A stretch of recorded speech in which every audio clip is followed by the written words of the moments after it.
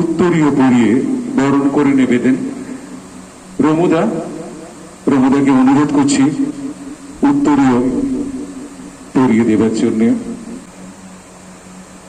আমাদের সৃজনের প্রেসিডেন্ট রমুদা উত্তরীয় পরিয়ে স্যারকে বরণ করে নিলেন, শ্রী দেবব্রত চক্রবর্তী মহাশয়কে। এবারে পুষ্পস্তবকটি দেবস্মিতা স্যারের হাতে কুসুম স্তবকটি তুলে দিলেন এবং এইভাবে সে তার শ্রদ্ধা জানালো। তার জন্য একটু ভালোবাসার একটি উপহার, একটি পাঞ্জাবি এবং স্যারের হাতে একটু মিষ্টি মুখ করবার জন্য তার এই সুযোগ্য চিত্রকর বন্ধু শ্রী সুব্রত ঘোষ আপনাদের সঙ্গে দু একটি কথা বলবেন। আজকে একটা এমন মুহূর্ত, এই সময়টা আমরা বেছে নিয়েছিলাম যে যাদের জন্য আজকে আমরা এই প্রফেশনে শুধু না, দীর্ঘ 20-30টা বছর যাদের অভিজ্ঞতা নিয়ে আজকে আমরা মানুষের আশীর্বাদ পেয়ে একটা জায়গায় আসতে পেরেছি, তাদের মধ্যে একজন অন্যতম হলেন শ্রী দেবব্রত চক্রবর্তী মহাশয়। উনি শিল্পীদের যেভাবে উৎসাহিত করেছেন সেটা বলা অপেক্ষাই রাখে না। আমরা প্রত্যেকেই তার জন্য কৃতজ্ঞ। তো আজকের এই অনুষ্ঠানে প্রত্যেকের কিছু না কিছু অভিজ্ঞতা আছে, যারা স্যারকে পেয়েছেন নানা সময়, নানাভাবে, নানা রকম অভিজ্ঞতার মধ্য দিয়ে। তো মনে পড়ে, তো আজকে একদম যখন আমি প্রাইমারি লেভেলে, যখন ক্লাস 1-2 পড়ি, তখন থেকে স্যারের সহযোগিতা এবং তারপর আস্তে আস্তে দীর্ঘ জীবনের যতটা পথ স্যারের সাজেশন নিয়ে, তার সমস্ত রকম পরামর্শ নিয়ে আজকে সকলের আশীর্বাদ পেয়ে আমি বিশেষ করে একটা জায়গায় মনে করি যে আমি কাজ করতে পারছি এখনো অবধি, এটাই বড় কথা। অনেক ভালো ভালো আর্টিস্টকে নাম জানে না কলকাতায়, আমার দেখা হয়েছে। আমরা যদি বলি যে অনেকেই চেনেন না, কারণ এটা না চেনার পিছনে কারণ তাদের দোষ নয়, আমরা তাদেরকে হয়তো সেই রকম তুলে ধরতে পারি না।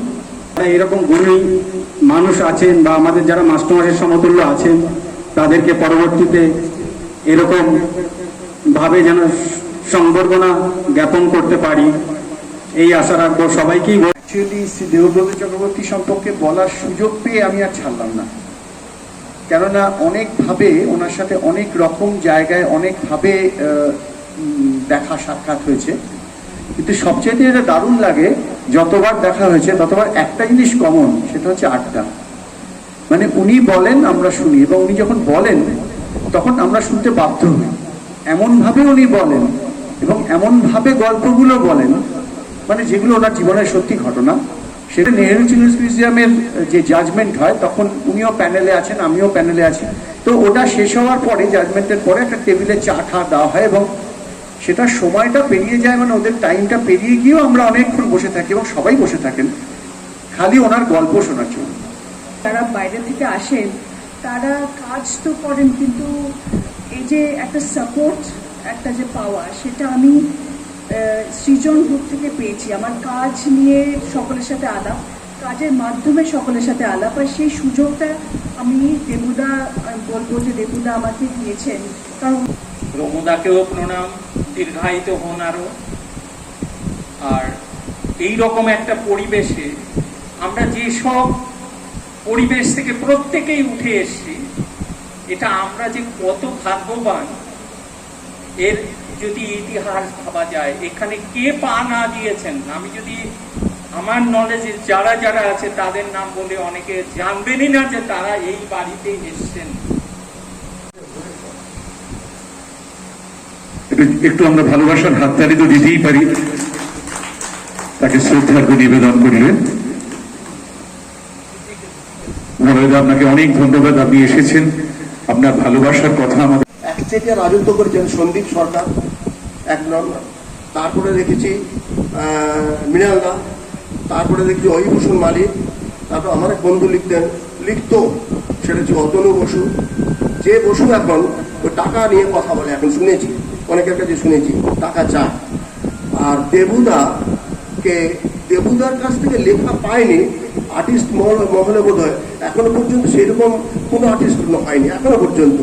বোধহয় দেবুদা বোধহয় কয়েকটা সংখ্যা লেখেননি বোধহয় কিছুদিন সম্ভবত। তো তার আগে পর্যন্ত দেবুদার লেখা বেরোয়নি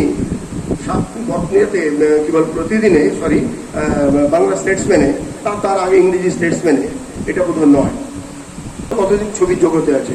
পার্থদা কত বছর আছে? আমি তাকে 74 থেকে তাকে দেখছি। কজন চেনে পার্থদাকে?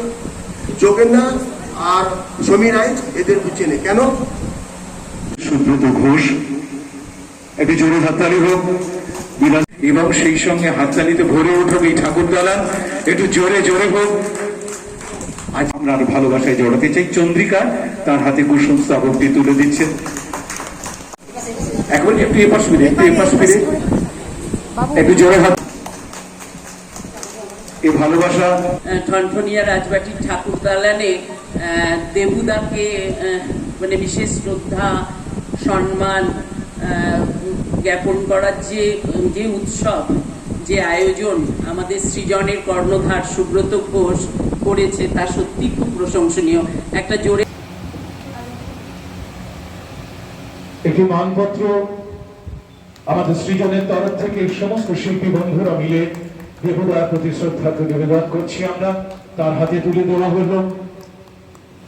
এটি দেবুদার গৃহে যতক্ষণ থাকবে, যতদিন থাকবে সৃজন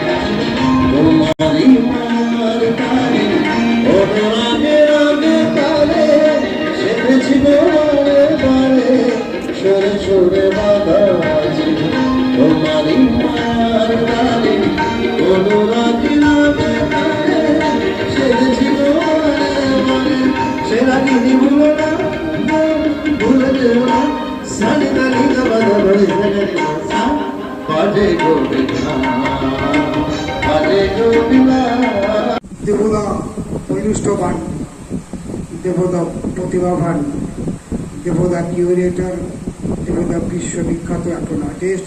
থেকে আসছি বউবাজারের। দেবুদার সঙ্গে আমার পরিচয় প্রায় 30 বছর হয়ে গেল। আমাদের সংস্থাতে আমাদের প্রতিযোগিতা হয় আর কি, সেখানে তো উনি এবং ওয়াসিম কাপুর বিচারক ছিলেন আর কি। কথা বলতে বারণ করো, এখানে মিডিয়ার লোক অনেক এসছে, বেশি কথা যেন না বলে। বললো আপনি বেশি কথা বলবেন না, বলছেন না আমি ওনার ছবির সম্বন্ধে দুটো কথা, কোনো কথা বলার দরকার নেই। যাই হোক, সেই আলাপ করার পরে রুমু আমার সঙ্গে রেগুলার রাত্রিরে ফোন করতো এবং ওর বাড়িতেও আমি মাঝে মাঝে আসতাম। ওর ফ্যামিলির সঙ্গে পরিচয় হলো, দাদা বড়দা মেয়েদা সবার সঙ্গে আলাপ হলো, বৌদিদের সঙ্গে আলাপ হলো। এবং তখন আমি একটা লিখলাম আমার আড্ডা কলামে যে